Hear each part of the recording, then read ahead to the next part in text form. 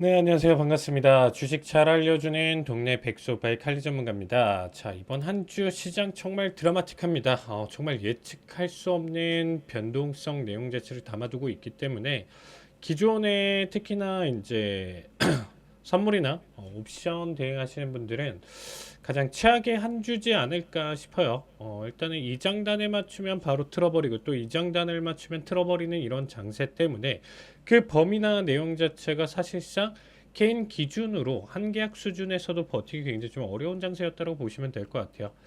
자, 일단은 M7들 지금 일단 좀 엇갈린 흐름 가져가고 있고요. 전체적인 낙폭 흐름 자체 가져가고 있는 시장인데, 자, 섹터별로 일단 큰 낙폭을 보여줬습니다. 하지만 일시적인 반등을 크게 보여줬었는데, 자, 트럼프 관세 유예가 정말 발동이 됐어요. 최근에는 절대 없다, 절대 없다라고 지금 일단 좀 외쳤었던 내용이었었는데, 자, 보시면 아시겠지만 4월 3일 모든 국가의 상호 관세율을 발표를 했고요. 캐나다, 멕시코, 미국 관세부가의 보복 관세까지 발표를 했습니다. 자, 거기에 캐나다 미국산 자동차 25% 관세 부과를 가져왔었던 게 4월 3일이었고요. 4월 7일 같은 경우는 트럼프가 중국이 미국 관세 보복 조치 미철회 시 추가 관세 50% 부과 경고를 했었는데 사실 여기에 대한 내용 자체를 가져가지 않았죠. 중국이 계속적으로 또 밀어붙이다 보니까 결국에는 4월 9일 날 트럼프가 대부분 국가에 대한 관세 자체를 90일 유예 발표를 했어요.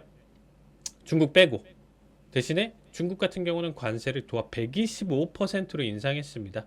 다른 국가들은 10% 유지를 하면서 90일 유예 발표를 가져오면서 시장이 지금 일단은 급등 자체를 가져왔고 눈치 보기를 하고 있었던 다른 국가들 같은 경우는 어땠죠? 그 상황에 맞춰서 지금 일단 최대한 조심스럽게 현 상황 자체를 지켜보고 있는 상황이죠. EU 역시도 보복 관세를 가져가려다가 10%로 줄여준 만큼 지금 당장 어떠한 액션을 취하지는 않고 또다시 90일을 지켜보겠다 이런 관점이겠죠. 자, 캐나다 마크 카니 총리 같은 경우는 자, 미국과 새로운 경제 및 안보 관계를 협상하겠다는 의지를 표명을 했습니다. 그만큼 현 상황에 대한 내용 자체를 굉장히 좀 신중하게 각국에서 눈치 보면서 바라보고 있는 장세죠. 그렇기 때문에 어떠한 시장 흐름 자체가 만들어졌냐면요.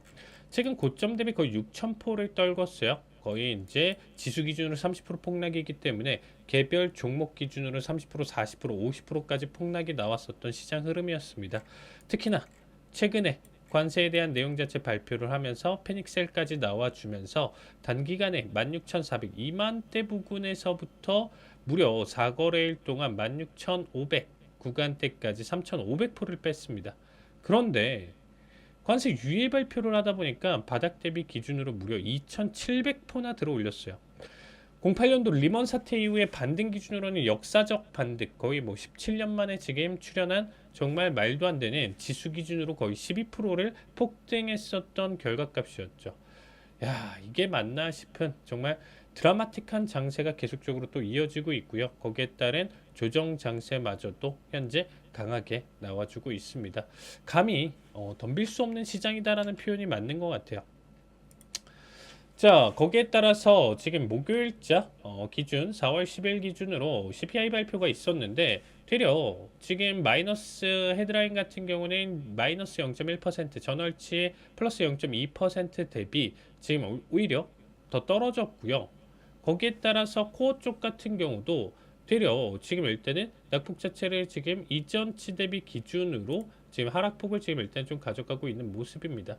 자, 가장 많이 오른 종목은 뭐 계란. 계란 이전치 생각해 본다라면 그래도 좀 나쁘진 않죠. 천연가스, 병원, 서비스, 개인 위생용품, 유제품 등이 있는데 사실 이제 유가의 하락과 더불어서 최근에 지금 일단은 CPI에 대한 내용 자체에서 아직까지는 관세에 대한 부과 내용 효과가 나오기 전에 물가 지표기 때문에 이 정도 수준에서 낙폭이어도 미래에 또 올리면 어떡하지라는 지금 일단은 좀 심리 자체도 같이 놓여져 있다고 보시면 되겠습니다. 자, 실적 시즌까지 같이 나와주면서 델타항공 실적 내용 자체를 좀 가져가고 있는데 자, 이 부분에 일단은 좀 제외하고 우리가 일단은 좀 시장 객관적으로 평가를 한다라고 하면 지금 기준으로 일단 굉장히 좀 중요한 자리값이 있어요. 현재 반등 자리값이 결국에는 2만 자리값까지는 좀 유의하다. 제 기준으로는 최근에 매도 뭐 본다라고 하면 SQQQ 그만큼 하락에 대한 내용 자체를 좀 보고 있었는데 오히려 지금 일단 좀 단기 반등에 대한 결과값이 만들어지고 있거든요. 그래서 제가 좀 추천드리는 자리값 같은 경우는 다음 주 기준으로 여러분들이 지금 일단 보시는 시장 기준으로 좀 보신다라고 했었을 때 18,400을 살짝 이탈하는 이 구간까지 만들어졌을 때 지지 여부가 판단이 된다라고 하면 지지 여부를 판단한다라는 관점 자체는 사실 이 구간대에서 그렇죠 다시금 반등하는 결과값을 보여준다라고 하면 단기적으로나마 지수 기준 2만 자리값까지 지금 일단 추가 상승에 대한 내용 관점으로 본다라고 했었을 때 10% 정도 또다시 추가 상승 가능성이 있다라는 거죠. 하락 뒤에 상승이기 때문에 이 구간대 기준으로 10% 추가 상승 기본적으로 지금 최근에 계속 이슈가 있는 M7 종목들 보셔도 괜찮고요. 특히나 엔비디아, 테슬라 이 두 종목 기준점으로 보셔도 괜찮고요. 뭐 애플마저도 상관없을 것 같아요. 괜찮을 것 같고요. 뭐 이렇게 좀 탑3 종목들 그리고 뭐 눌린 M7 종목들 다 상관은 없을 것 같습니다. 거기에 따라서 우리가 조금 더 레버리지를 이용한다라고 하면 TQQQ 정도 해석을 보시면서 이렇게 대응 자리값 봐주시면 될 것 같습니다. 자, 오늘 준비한 내용은 여기까지고요. 다음 주 이 시간에 다시 찾아뵙도록 하겠습니다. 시청해 주셔서 감사합니다.